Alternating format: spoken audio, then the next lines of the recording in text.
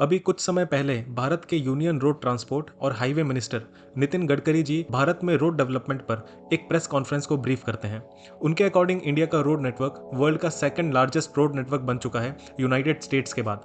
उनके अकॉर्डिंग भारत में बीते 9 सालों में नेशनल हाईवेज की लेंथ 59% तक बढ़ी है। नेशनल हाईवेज की टोटल लेंथ जो कि अप्रॉक्सीमेटली 91,000 किलोमीटर की हुआ करती थी 2013-14 में, वो अब बढ़कर अप्रॉक्सीमेटली 1,45,000 किलोमीटर तक पहुंच चुकी है। ऐसे ही टोटल 4 लेन नेशनल हाईवेज, उनकी लेंथ भी 2013-14 में 18,000 किलोमीटर से बढ़कर 44,500 किलोमीटर हो गई है 2022-23 में, जो कि डबल से भी ज़्यादा बढ़ी है पिछले 9 सालों में। इतनी डेवलपमेंट आखिर किन प्लान्स के तहत की जा रही है भारत में, आइए जानते हैं इस वीडियो में। उससे पहले मेरे इस चैनल को प्लीज़ सब्सक्राइब ज़रूर कीजिएगा।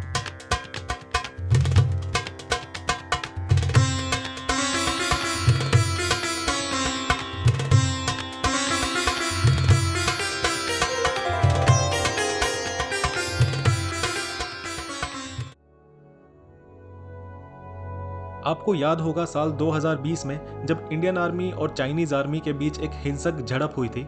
एक रिपोर्ट के मुताबिक इस झड़प में 20 इंडियन सोल्जर्स शहीद हो गए थे और 35 से ज़्यादा चाइनीज सोल्जर्स मारे गए थे।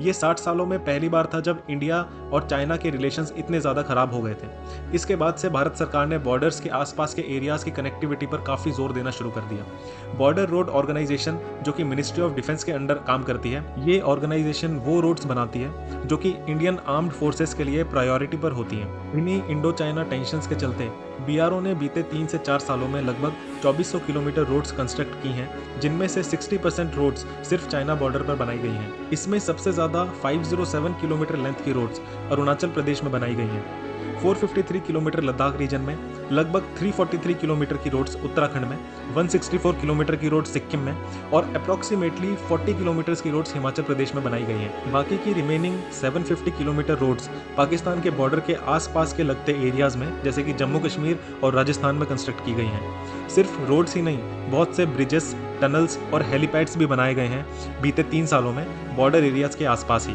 ये फैसिलिटीज़ सिर्फ मिलिट्री ट्रूप्स की मूवमेंट में ही हेल्प नहीं करेगी, बल्कि वहाँ के लोकल रेजिडेंट्स के लिए भी काफ़ी हेल्पफुल रहेगी। फिलहाल सेंट्रल गवर्नमेंट स्ट्रांगली फोकस्ड है नॉर्थ ईस्ट रीजन में अच्छा रोड नेटवर्क डेवलप करने की तरफ। अभी नॉर्थ ईस्ट रीजन में ही 2 लाख करोड़ रुपए के प्रोजेक्ट्स चल रहे हैं। गवर्नमेंट बहुत हैविली स्पेंड कर रही है नॉर्थ ईस्ट रीजन में। मोदी गवर्नमेंट के आने के बाद रोड कंस्ट्रक्शन नॉर्थ ईस्ट में बढ़कर डबल हो गया है। 2009 से 2014 तक जो highway construction 0.6 kilometre per day का हुआ करता था, वो 2019 में बढ़कर 1.5 किलोमीटर्स पर डे का हो गया है। 2014 से 2019 तक बीआरओ, बॉर्डर रोड ऑर्गेनाइजेशन और national highway authority of India ने मिलकर लगभग 2700 किलोमीटर की रोड्स कंस्ट्रक्ट की हैं नॉर्थ ईस्टर्न स्टेट्स में, जो कि लगभग 1000 किलोमीटर की हुआ करती थी 2009 से 2014 तक। इंडियन गवर्नमेंट पिछले कुछ सालों से काफ़ी एग्रेसिवली नॉर्थ ईस्टर्न स्टेट्स में इन्वेस्ट कर रही है। इसकी मेन वजह है साल 2020 में हुआ आसियान समिट, जो है association of south east Asian Nations. ASEAN एक इंटरनेशनल ऑर्गेनाइजेशन है 10 साउथ ईस्ट एशियन कंट्रीज़ का, जो है Cambodia, ब्रूने, Indonesia, Laos, Vietnam, Thailand, Malaysia, Myanmar, Philippines और सिंगापुर। आसियान का मेन मोटिव है इसके मेंबर कंट्रीज़ की इकोनॉमिक और सिक्योरिटी कॉपरेशन को प्रमोट करना। आसियान की सब मेंबर कंट्रीज के बीच ऑलरेडी 1992 में ही एक फ्री ट्रेड एग्रीमेंट बन गया था, जिसमें एक्सपोर्ट, इंपोर्ट और फॉरेन इन्वेस्टमेंट जैसी एक्टिविटीज को प्रमोट करने का प्लान था। सिमिलर एग्रीमेंट अब आसियान कंट्रीज ने इंडिया के साथ भी किया है। इस ट्रेड एग्रीमेंट की आखिर कितनी इंपॉर्टेंस है?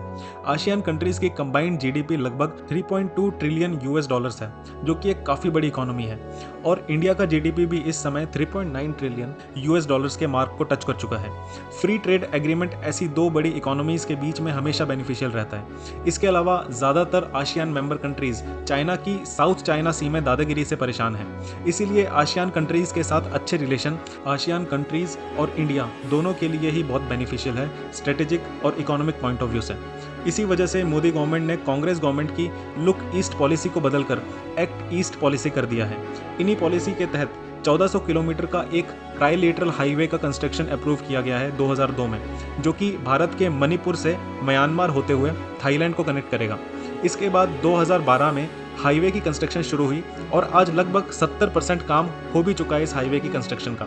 इस हाईवे की कंस्ट्रक्शन से ट्रैवल टाइम और कॉस्ट सिग्निफिकेंटली रिड्यूस हो जाएगा, जिस वजह से दोनों भारत और आसियान नेशंस के बीच में ट्रेड, टूरिज्म और हेल्थ सेक्टर को एक बूस्ट मिलेगा। इसके अलावा आसियान मेंबर कंट्रीज के साथ भारत के रिलेशंस बेहतर होंगे, जो कि भारत के लिए स्ट्रेटेजिक पॉइंट ऑफ व्यू से भी काफ़ी बेनिफिशियल रहेगा। इंडिया में बहुत से हाईवेज और एक्सप्रेसवेज को स्ट्रेटेजिक पॉइंट ऑफ व्यू से भी डेवलप किया जा रहा है। एक रिपोर्ट के मुताबिक इंडियन एयरफोर्स ने इंडिया में 28 ऐसे हाईवेज आइडेंटिफाई किए हैं जिन्हें फाइटर जेट्स की इमरजेंसी लैंडिंग के लिए यूज किया जा सकता है वॉर के टाइम पर। ऐसे हाईवेज को ELF यानी इमरजेंसी लैंडिंग फैसिलिटी कहा जाता है। रिपोर्ट के मुताबिक इंडिया में अभी 28 ELFs हैं, जिनमें से 5 असम में बनाए गए हैं चाइना से कोई भी थ्रेट को नज़र में रखते हुए, 4 वेस्ट बंगाल में बनाए गए हैं, 3 ELFs गुजरात और राजस्थान में बनाए गए हैं, 2 ELFs हरियाणा, जम्मू कश्मीर और तमिलनाडु में बनाए गए हैं और एक ELF पंजाब और उत्तर प्रदेश में है। इसके अलावा हिमाचल प्रदेश में भी government strategic point of view से इंपॉर्टेंट रोड्स डेवलप कर रही है। अटल टनल की कंस्ट्रक्शन भी इसका एक एग्जाम्पल है। इस टनल के पहले मनाली से लाहौल और स्पीति वैलीज रोहतांग पास के थ्रू जाना पड़ता था, जिसमें बहुत ज़्यादा टाइम लग जाया करता था। प्लस इसके अलावा रोहतांग पास साल में 6 महीने स्नो से कवर्ड रहता था, जिस वजह से साल में 6 महीनों के लिए हिमाचल प्रदेश से लाहौल वैली, स्पीति वैली और लेह लद्दाख का रास्ता कट हो जाया करता था। इसके अलावा बॉर्डर पर अप्रोच करना भी ऑलमोस्ट इम्पॉसिबल हो जाता था विंटर्स में। लेकिन अटल टनल की कंस्ट्रक्शन के बाद चाइना के साथ लगते borders through out the year connected रहते हैं, जिससे मिलिट्री ट्रूप्स की मूवमेंट और उनके लिए अलग अलग चीज़ों की सप्लाईज पूरे साल चालू रहती है। कश्मीर वैली और लद्दाख रीजन में भी इंडियन गवर्नमेंट बहुत ही प्रोएक्टिवली रोड इंफ्रास्ट्रक्चर को डेवलप कर रही है। साल 2019 से ही बहुत एडवर्स वेदर कंडीशंस होने के बावजूद भी इंडियन गवर्नमेंट स्ट्रेटेजिक इंपॉर्टेंस के चलते कुछ बहुत ही इंपॉर्टेंट प्रोजेक्ट्स पर काम कर रही है, जैसे कि वर्ल्ड का highest cable supported Chenab bridge, जो कि 1.3 किलोमीटर लेंथ का है, जिस पर ट्रायल रन्स भी शुरू हो चुके हैं। T49 रेल टनल जो कि 11.2 किलोमीटर की है और जोजिला टनल जो कि 13.5 किलोमीटर की लेंथ की है। क्या आप जानते हैं कि इतने मुश्किल टेरेन और एडवर्स वेदर कंडीशंस में भी इंडिया इतना डेडिकेटेडली रोड्स क्यों कंस्ट्रक्ट कर रहा है?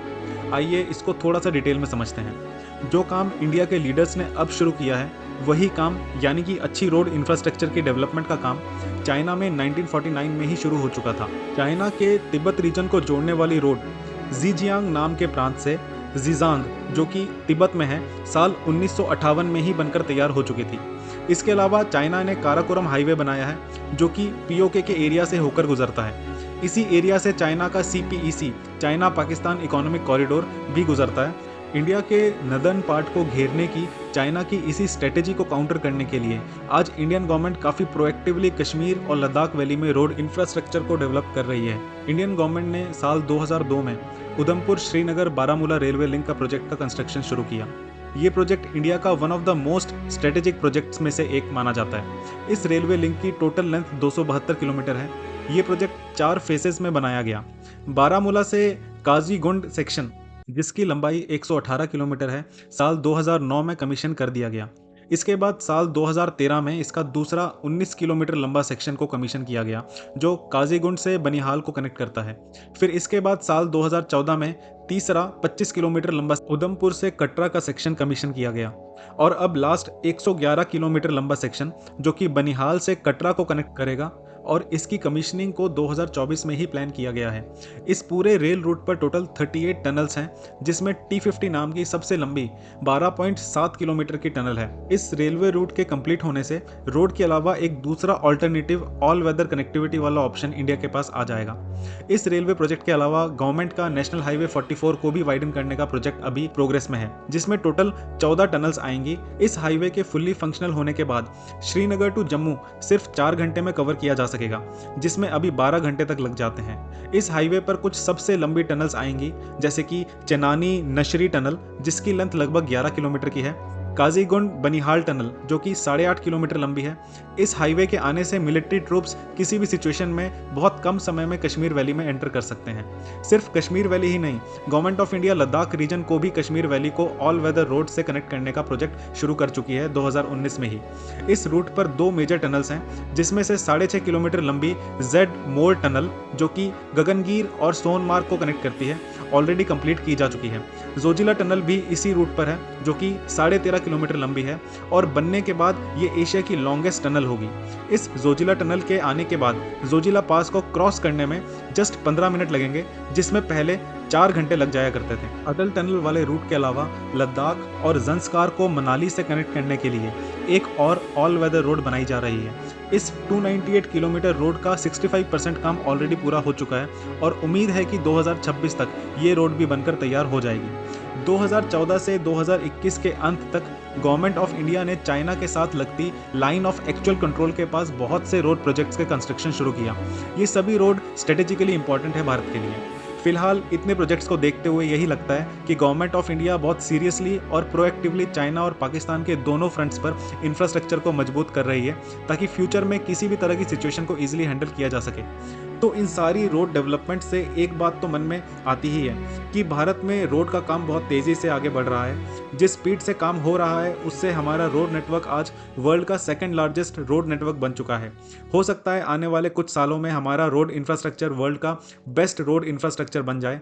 हमारे इसी रोड नेटवर्क की वजह से आज हम बॉर्डर एरिया से ज़्यादा अच्छी तरह से कनेक्टेड हैं। बहुत से पोर्ट्स आज अच्छी रोड से जोड़े जा चुके हैं, जिसका सीधा असर आने वाले समय में भारत की बढ़ती आर्थिक स्थिति पर नजर आने लगेगा। इसके साथ ही बेहतर रोड कनेक्टिविटी के चलते हमारे रिलेशंस नेबरिंग कंट्रीज जैसे कि नेपाल, भूटान, म्यांमार और आसियान कंट्रीज के साथ भी अच्छे होने लगेंगे। जाहिर सी बात है, अच्छा रोड इंफ्रास्ट्रक्चर किसी भी देश की डेवलपमेंट में बहुत बड़ा रोल प्ले करता है। मेरा काम है आपके आगे कंक्रीट जैसे सॉलिड फैक्ट्स प्रेजेंट करना। आशा करता हूं कि शायद कुछ हद तक तो ये काम मैं कर पा रहा हूं अपने इन वीडियोस के थ्रू। आप इस वीडियो पर अपने व्यूज़ कमेंट करके ज़रूर बताइएगा और वीडियो को लाइक और शेयर ज़रूर कीजिएगा। मेरे इस चैनल को सब्सक्राइब करना मत भूलिएगा, इससे मुझे मोटिवेशन मिलती रहेगी और वीडियोज़ बनाते रहने की। मिलते हैं अगले वीडियो में।